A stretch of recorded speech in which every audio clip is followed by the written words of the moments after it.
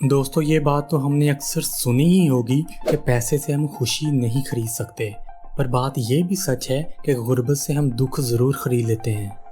Financial freedom book के author Grand सेवितार जब college से ग्रेजुएट हुए तो पहले तो उनको नौकरी ही नहीं मिली, और जब मिली तो उधर से भी निकाल दिया गया।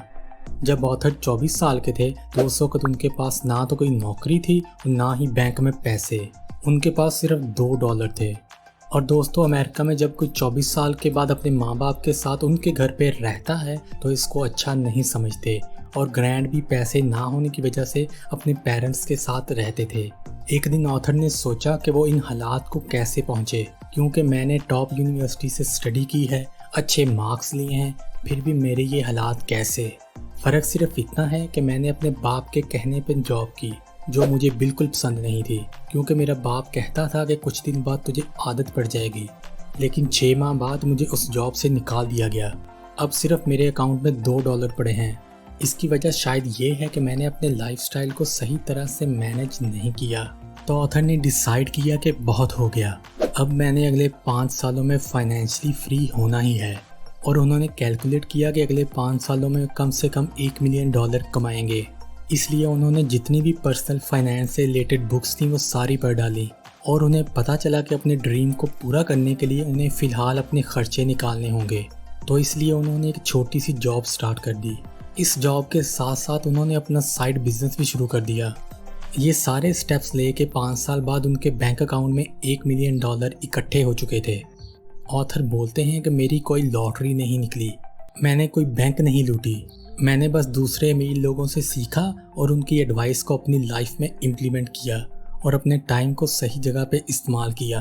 और इस तरह मेरी नेटवर्थ $2 से $1 मिलियन तक पहुंच गई।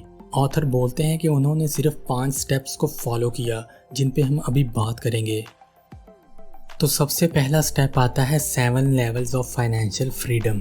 ऑथर बोलते हैं कि जिस तरह हमें कोई गेम ख़त्म करने के लिए लेवल्स को पार करना पड़ता है, उसी तरह फाइनेंशियल फ्रीडम को अचीव करने के लिए आपको 7 लेवल्स को कंप्लीट करना पड़ेगा। सबसे पहला लेवल आता है क्लैरिटी, मतलब हमें पता होना चाहिए कि हम क्या करना चाहते हैं, कहाँ जाना चाहते हैं, हमें अपनी मंजिल का पता होना चाहिए। सेकंड लेवल है सेल्फ सफिशिएंसी, जब आप इतना अर्न करने लग जाते हो कि खुद के खर्चे उठा सकते हो और आपको किसी से मांगने की ज़रूरत नहीं पड़ती। थर्ड लेवल है ब्रीदिंग रूम, मतलब आपके पास 1-2 महीने का फंड जमा है, जिसको आप एमरजेंसी फंड कह सकते हो। यह आपके उस वक्त काम आएगा जब आपकी नौकरी चली जाए, और ये एमरजेंसी फंड आप 1-2 माह में यूज़ कर सकते हैं और दूसरी नौकरी ढूंढ सकते हैं। फोर्थ लेवल है स्टेबिलिटी, इसमें आप थोड़े बहुत स्टेबल हो चुके हो और आपके पास कम से कम 6 माह का एमरजेंसी फंड है, जिसे आप बाद में काम में ला सकते हो। फिफ्थ लेवल है फ्लेक्सिबिलिटी, इसमें आपके पास एटलीस्ट 2 साल का एमरजेंसी फंड पड़ा है और अगर आप चाहो तो अपना प्रोफेशन भी चेंज कर सकते हो। अगर आपको अपनी जॉब बोरिंग लगती है तो आप कोई इंटरेस्टिंग जॉब ढूंढ सकते हो, और जब तक आपको जॉब नहीं मिलती आप ये फंड इस्तेमाल कर सकते हो। सिक्स्थ लेवल है फाइनेंशियल इंडिपेंडेंस, इस लेवल में आप फाइनेंशियली फ्री हो चुके हो और आपकी पैसिव इनकम से ही आपके खर्चे निकलने शुरू हो गए हैं। सेवंथ लेवल है अबंडेंट वेल्थ, इस लेवल में आपके पास इतना पैसा है कि आप चाहो तो पूरी लाइफ भी खर्च नहीं कर सकते। अगर आप ये सारे लेवल पार कर लेते हो तो आप सेकंड स्टेप पे जाने के लिए तैयार हो। Step number 2, time is more valuable then money. दोस्तों, वैल्यू तो टाइम की ही होती है। अगर आपको कोई मिलियंस ऑफ डॉलर दे और बोले कि मुझे अपनी जवानी दे दो और मेरा बुढ़ापा ले लो, तो आप ऐसा नहीं करोगे, क्योंकि क्या पता आप कल मर जाओ और पैसे आपके काम भी ना आए। ऑथर बोलते हैं कि एक एवरेज इंसान अपनी ज़िंदगी के 25,000 घंटे अडल्ट लाइफ में गुजारता है, और हम में से मैक्सिमम लोग अपना टाइम को ट्रेड करके पैसे कमाते हैं और बहुत सारे लोग अपना टाइम फजूल कामों में ज़ाया कर देते हैं।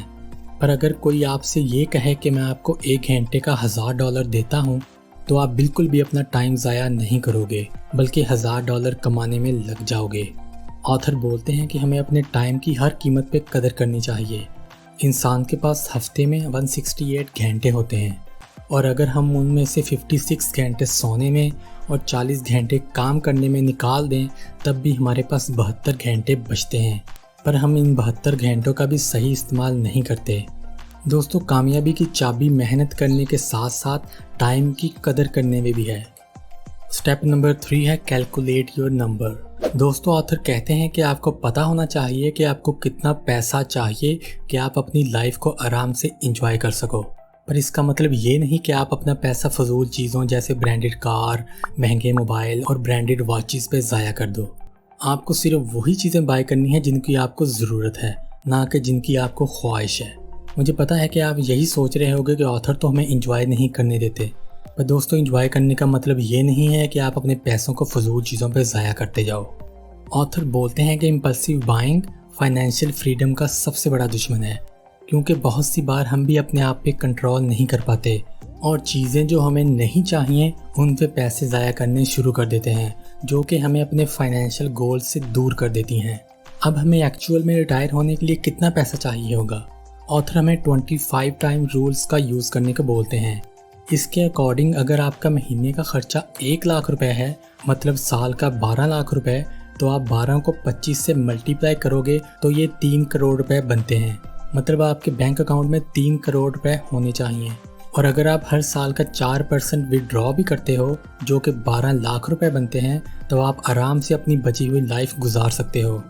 साथ ही साथ अगर आप इन पैसों को सही जगह पे इन्वेस्ट करते हो, जहां पर आपको 10 से 15% का रिटर्न मिलता है, तो आपकी वेल्थ भी आहिस्ता आहिस्ता ग्रो होती जाएगी। Step number 4, think before you buy. दोस्तों आज के दौर में शॉपिंग जितनी आसान हो गई है, फजूल खर्ची भी उतनी ही बढ़ गई है।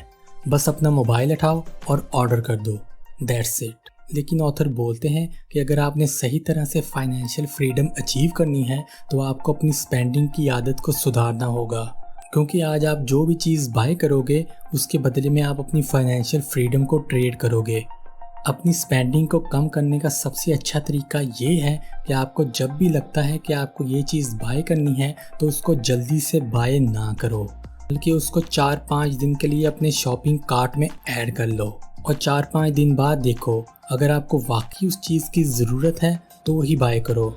और कभी भी कोई चीज़ किसी को दिखाने के लिए या इसलिए बाय ना करो कि उसने भी बाय की है। Step number 5, make money with side business. Author बोलते हैं कि अगर आप कोई जॉब करते हो और हर रोज़ शाम को आके टीवी के सामने बैठ के खाना खाते हो और फिर सो जाते हो, तो आपकी लाइफ कभी भी नहीं बदलेगी।